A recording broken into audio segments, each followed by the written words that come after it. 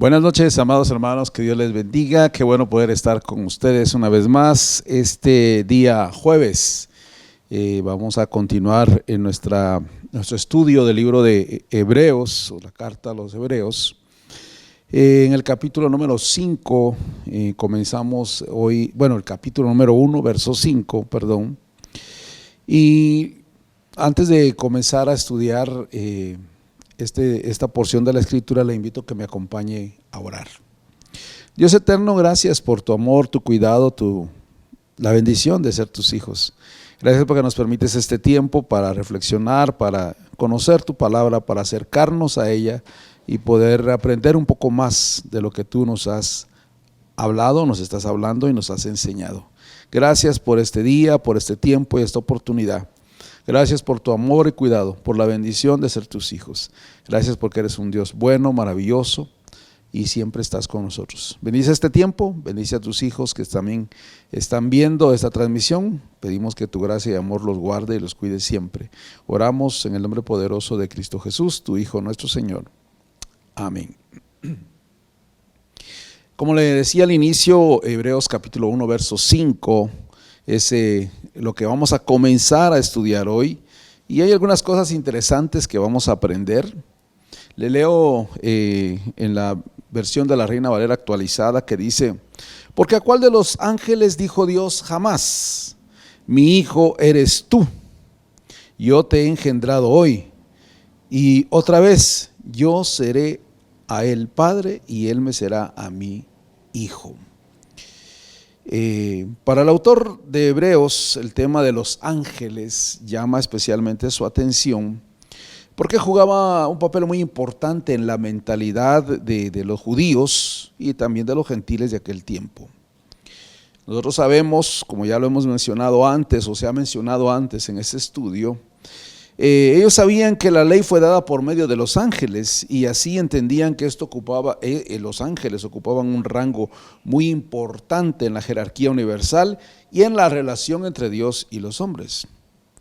No había sido por medio de los ángeles que Dios había hablado a sus siervos en el pasado, como Abraham, Lot, Agar, Jacob, Moisés, Gedeón, Manoah y otros. Y así les transmitía su voluntad. No actuaban los ángeles como mediadores entre Dios y los hombres. Era una realidad que estaba en la mente de los judíos. Esta exaltación de los ángeles en la tradición judía atentaba contra el carácter único del Señor Jesucristo como mediador, porque a veces lo relacionaban como un ángel. Recuerda lo que dice 1 Timoteo 2:5, porque hay un solo Dios y un solo mediador que puede reconciliar a la humanidad con Dios y con el hombre, a Cristo Jesús. Así lo dice la Nueva Traducción Viviente. Entonces, esta mentalidad hacía que los creyentes judíos no apreciaran debidamente la autoridad suprema de la revelación de Dios en Jesucristo. Además, estas interferencias de mediadores espirituales no era solo un problema de los hebreos. También el helenismo, lo que se conoce en la historia como el protognosticismo o antes del gnosticismo, con la filosofía de las 7 esferas. Cada una era un principado, era una potestad. Para ellos, por ejemplo, estas 7 esferas que se mencionaban en la cultura helénica, cultura griega, estaba la luna, que era la esfera más cercana a la tierra, asociada con el cambio y con lo que perece. Estaba Mercurio, considerado un planeta errático y difícil de observar. Encontramos a Venus, relacionado con la belleza y la armonía. El Sol, fuente de luz y vida, colocado en la 4ª esfera. Marte, asociado con la guerra y la fuerza. Júpiter, visto como benefactor y protector.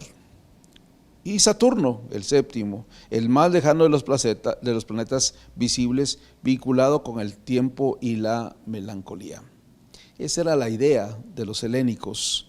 Y ellos enseñaban que para que el hombre se acercara a Dios, primero tenía que encontrarse con ciertas autoridades espirituales como la que yo les acabo de leer, que era un proceso que ellos seguían. Esta era una enseñanza que perturbaba a los colosenses, y no es ninguna casualidad que las dos epístolas de Colosenses y de los Hebreos enlacen al Señor Jesucristo y nos hablen extensamente sobre la dignidad divina. Pongámosle cuidado a esto. Cuando el autor acaba de afirmar la divinidad del Hijo de Dios, en el verso anterior, en el verso 4, recuerda lo que se leyó en el verso 4, cuando dice: esto demuestra que el Hijo es muy superior a los ángeles, así como el nombre que Dios le dio es superior al nombre de ellos. La superioridad de Jesús sobre los ángeles había sido dicha en el verso 4.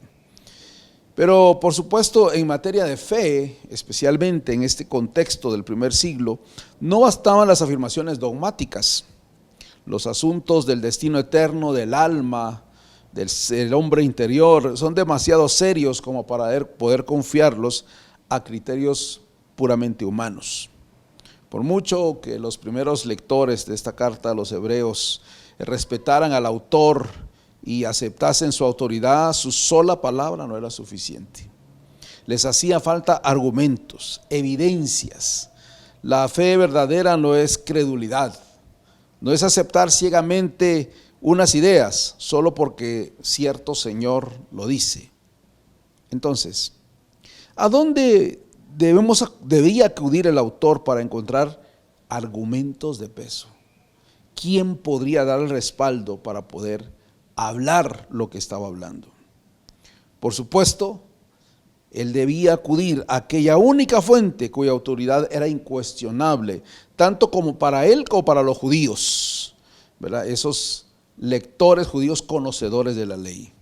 Estoy hablando de la revelación divina plasmada en los textos del Antiguo Testamento. Esto es lo que procede a hacer en el resto del capítulo. En el resto del capítulo 1, lo que el escritor de Hebreos va a enfatizar es todas las cosas como palabra de Dios.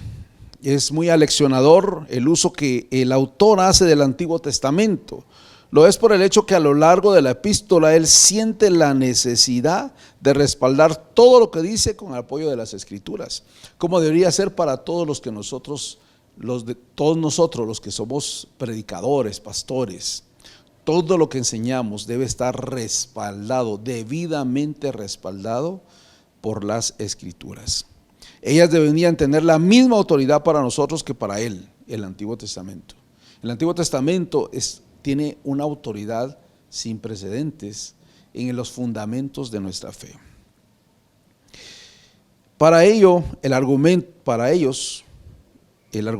era absolutamente contundente si se arraigaba en el Antiguo Testamento. Es importante esa parte. También es aleccionador que constantemente atribuye las citas del Antiguo Testamento no al autor humano. No dice Moisés dijo, sino dice Dios dijo.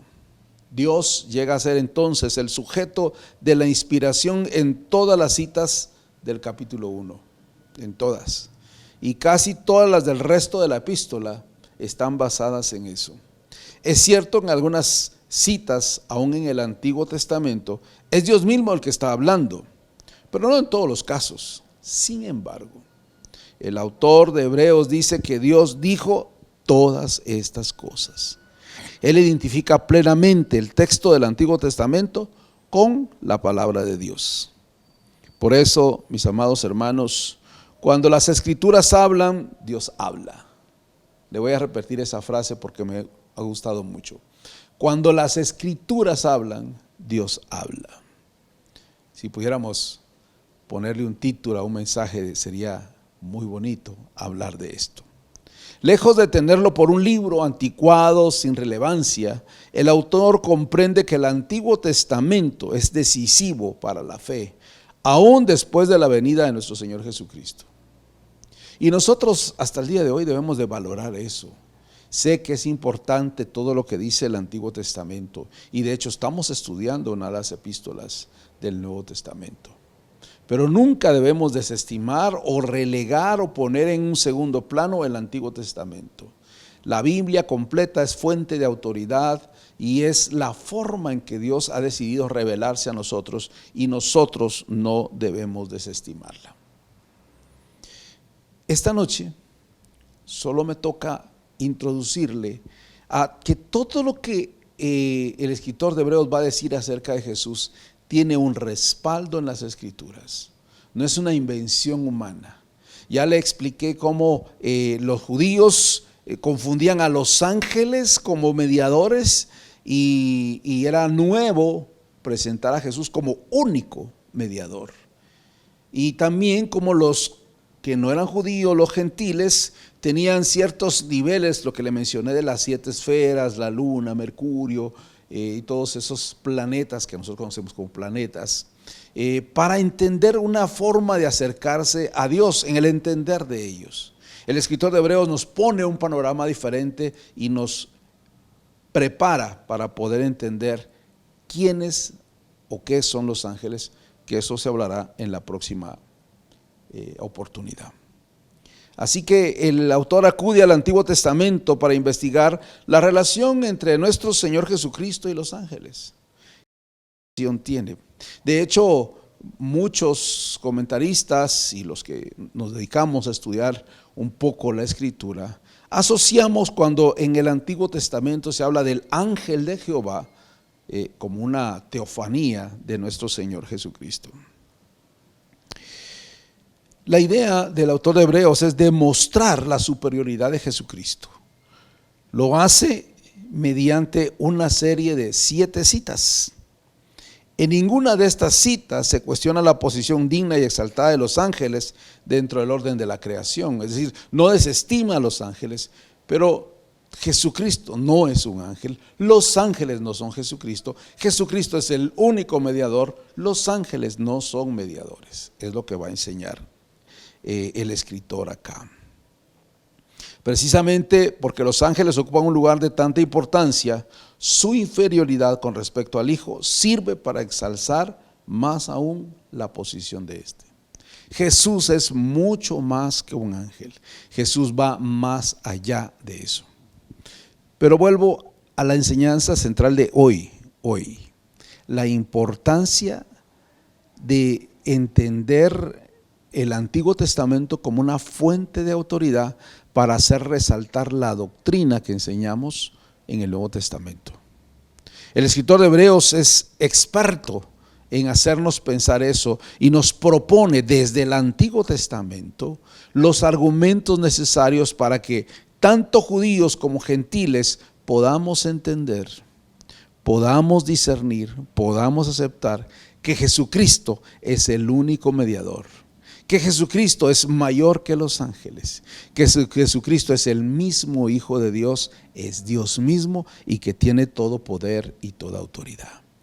De aquí en adelante Jesucristo es levantado y puesto arriba, inicialmente acá de los ángeles. Más adelante Él será superior a otras cosas, al sacerdocio y a otras cosas que para los judíos eran importantes.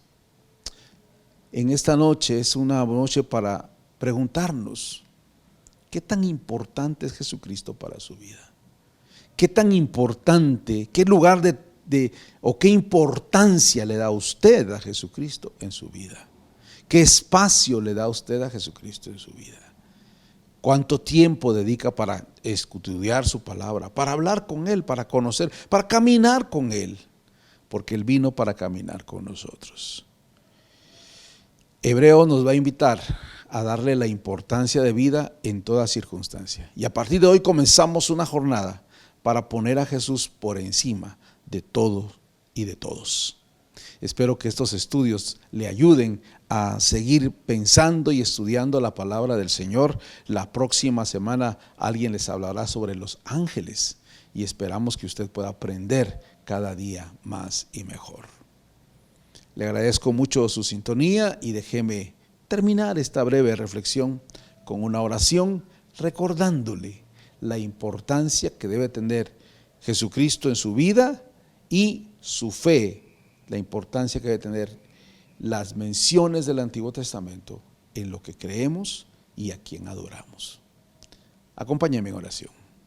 Gracias, Señor, por este tiempo y este momento, por la oportunidad de ser tus hijos, por la libertad que nos das por tu nombre, porque nos llamaste a ser libres. Gracias, Señor. Ayúdanos a entender y discernir tu palabra, y te damos gracias por este tiempo para introducir este tema tan importante como es la divinidad y la superioridad de nuestro Señor Jesucristo. Ayúdanos a entender a profundidad todo este mensaje y que tu gracia y amor esté con y sobre nosotros todo el tiempo. Gracias por esta oportunidad. Oramos en Cristo Jesús, tu Hijo, nuestro Señor. Amén. Que Dios bendiga sus vidas, amados hermanos. Recuerde, somos Eclesía, pastores unidos para la proclamación del Evangelio desde acá de la Villa de San Juan, Zacatepeques. Que Dios les bendiga, cuídese mucho, con el favor de Dios, nos vemos pronto.